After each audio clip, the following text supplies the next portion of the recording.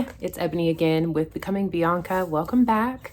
I am so excited to give a week 7 update. I've just completed week 7, so today's Monday night. Happy Monday night. Before we get started, let's do our little weekly question. Okay, so question for you for this week: what are your favorite high fiber foods? Put them down in comments below. I would love to hear what your favorite high fiber foods are. We can maybe get some tips and tricks from each other. One day I'll probably buy a fiber supplement. I'm not ready to do that yet. I'd like to do a little more research first, but until then, summertime is the best time to get like your favorite fruits that are super high in fiber. I know berries definitely are one. I love papaya and mango, and I know papaya has a lot of fiber. Avocado, yeah, it's a fruit.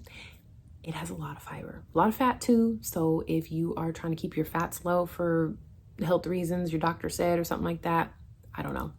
Do what you will, but yeah, avocado is one of them. You know, I was thinking of making like a cheat sheet, some free PDF you could download, maybe even small enough to stick in your wallet or your purse that you can just have with you at the grocery store. Like, of course, the internet is full of, healthy eating grocery lists, but for GLP-1 users, we need to focus on fiber and protein. So why not have a list of 10 fruits and vegetables and 10 protein sources that you can just like always have at the ready to make it real simple when you're in the store. So I don't know if that would be something people would be interested in. I would love to put that together. So just let me know either way.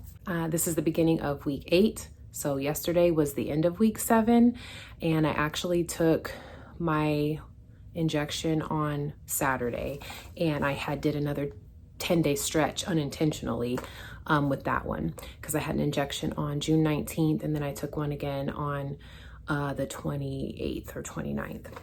So week 7 update. I have not lost any weight. I have not lost any weight. And that was to be expected. And here's why: because last month, the exact same thing happened.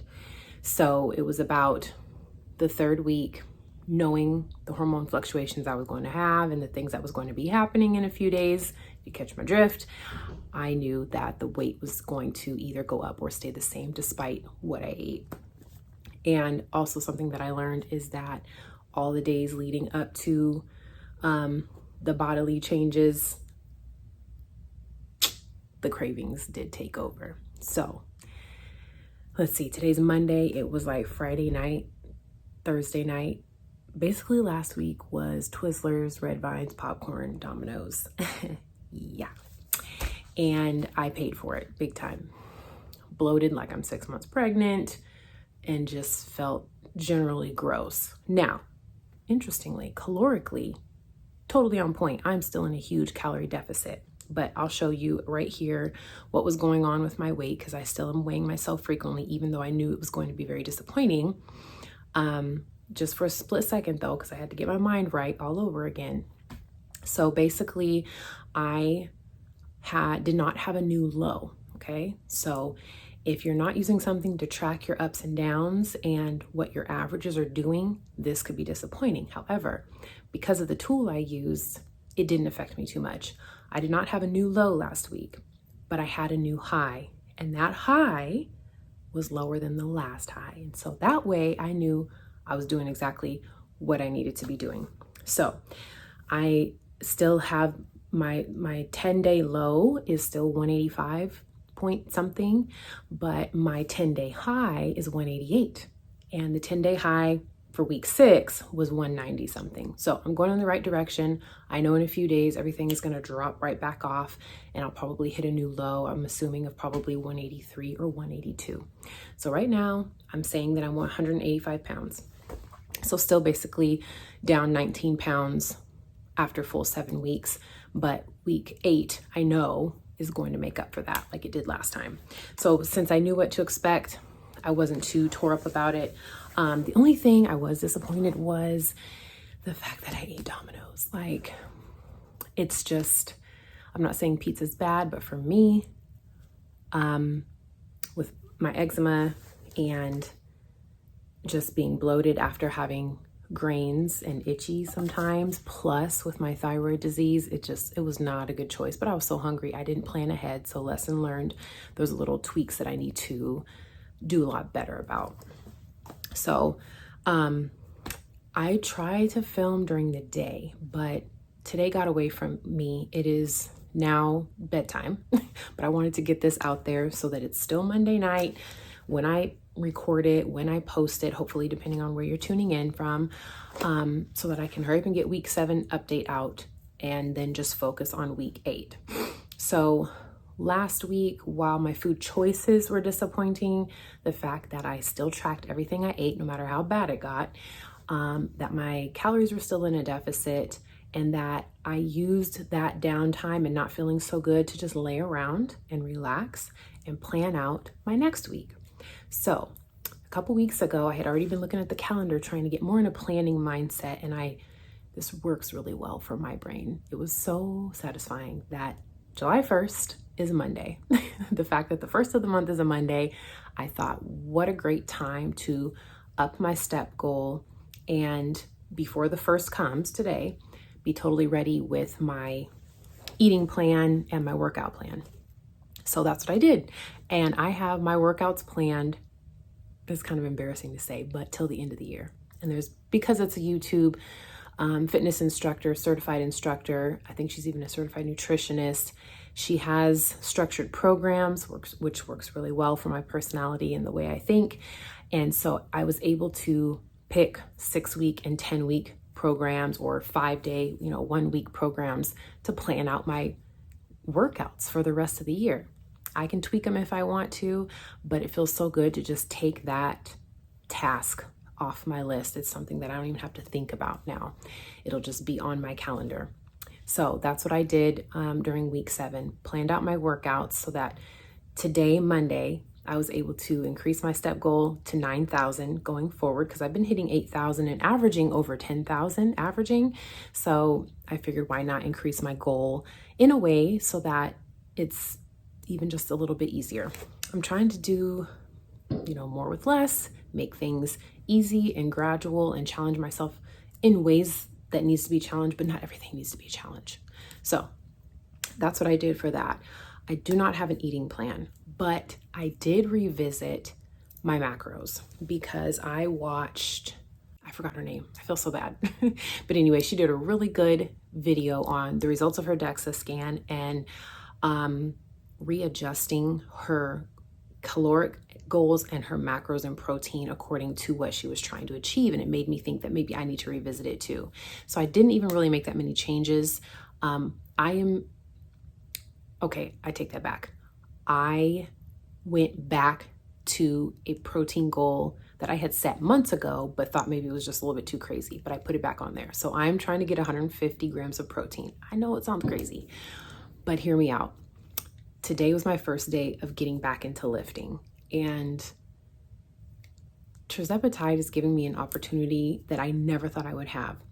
So in another video, I talked about how trying to eat right and trying to hit the calories and macros were two separate efforts for me, because not only am I trying to resist, I'm also trying to implement.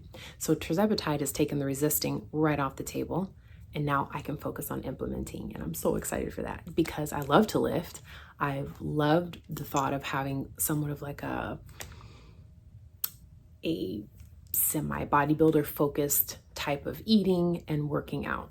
So I'm easing back into that, and I'm starting a very structured workout plan in about 2 weeks. So super excited for that. Also coming up this week, DEXA scan on Wednesday. It's going to be my first one in about 2 or 3 years. So I'm a little nervous because I dropped 19 pounds in 6 weeks. I'm nervous that my muscle mass is going to be probably the lowest it's ever been.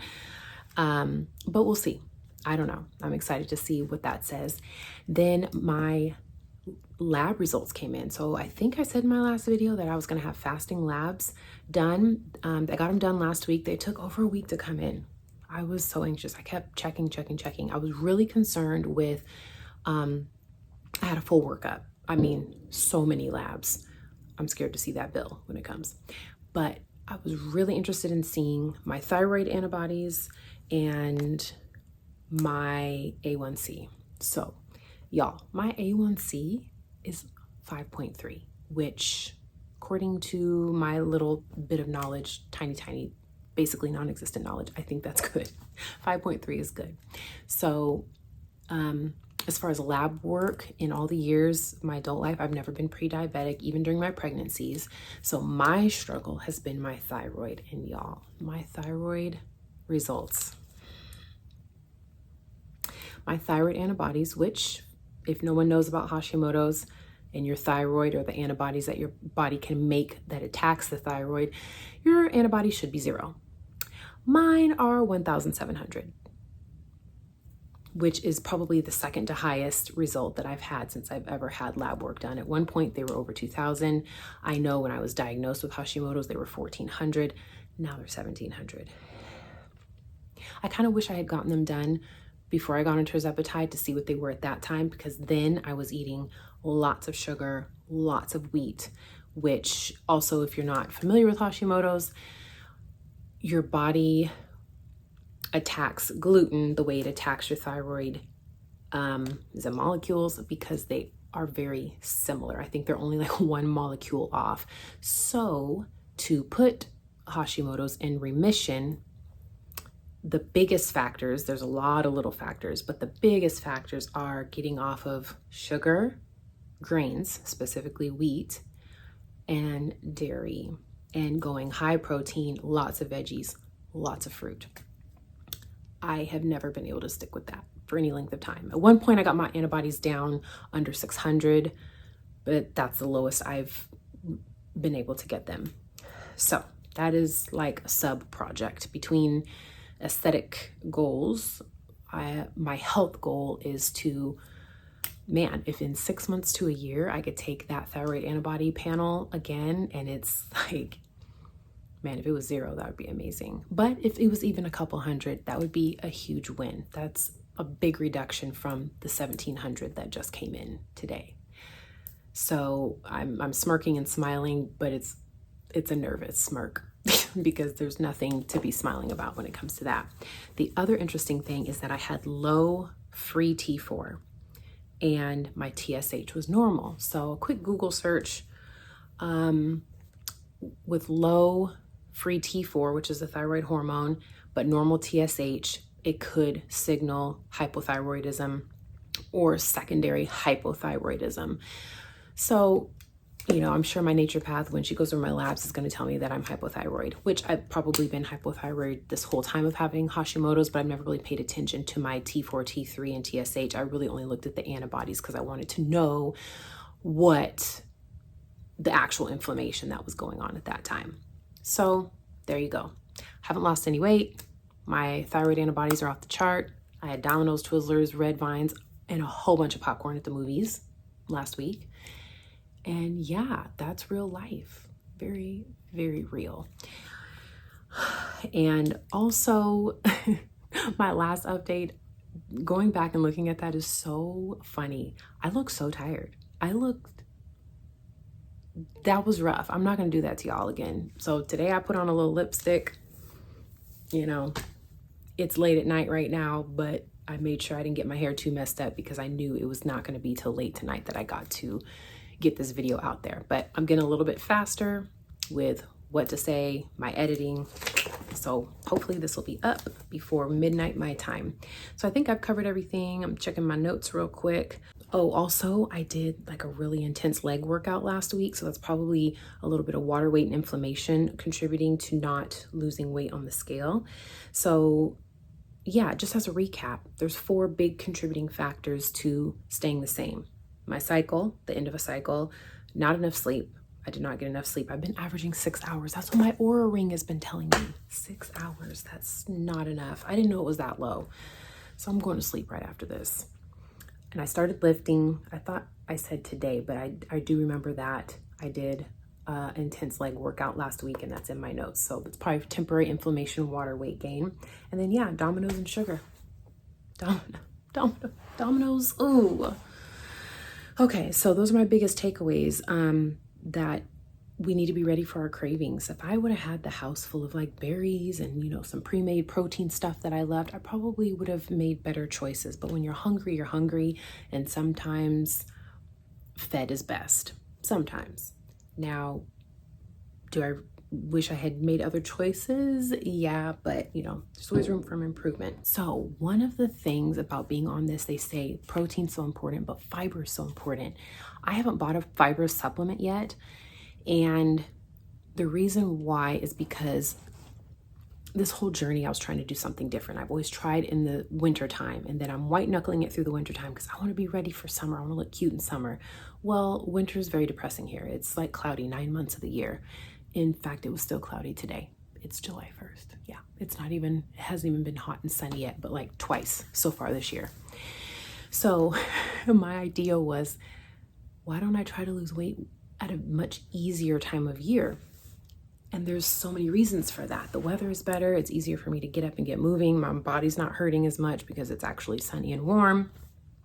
And then also, it just hit me, the food. So going back to fiber, I'm trying to eat only the things I love. Why torture yourself, right? So I've not been doing good on vegetables. I'm just going to say that. But the amount of berries I've been having, I'm getting my fiber in. And so I picked up some beautiful berries, 2 flats of berries today at a local farm, which I'll show right here.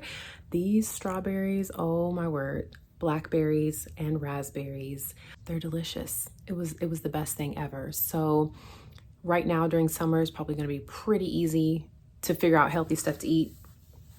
Not sure what I'm going to do come fall and winter. I really don't want to like exist on steak and sweet potatoes, but that might be what it is. One day I'll figure out how to get the greens in there. Greens like, you know, different other type of greens. Now, if I make a big pot of greens, like green greens, collard green, mustard greens, with a ham hock, some seasoning, a little bit of brown sugar, red pepper flake, yeah, I'll find a way to get my fiber and green vegetables in this winter. Okay, so yeah, my goal for this week is to get my 9,000 steps a day. It's not in structured walking. Let me just say that. I ain't trying to make this stressful. If I'm going back and forth, cleaning up the house, putting away laundry, walking down to the mailbox, if that's how I get my steps in, that's how I get them in. Obviously, it don't matter because I've lost the weight. So having a structured, sweaty walking session is not what's making the difference for me. Plus, if I do that, I'm not going to have the energy to lift, which is really what I like to do, which is lift weights. So anyway, again, thanks for watching. If this is something that you'd like to follow me and continue to see how far I get in my goals, like, comment, and subscribe. Again, my goal is to get down over 40 pounds, and I'm halfway there, and we'll see, because I might go a little bit further than that. It depends on my body composition at the time. But yeah, we're in it for the long run. I haven't even made it to 2 months. I'm looking forward to a 2-month update, a 3-month update, a 4-month update. So if you want to see all of that, make sure you subscribe so you can get the notification.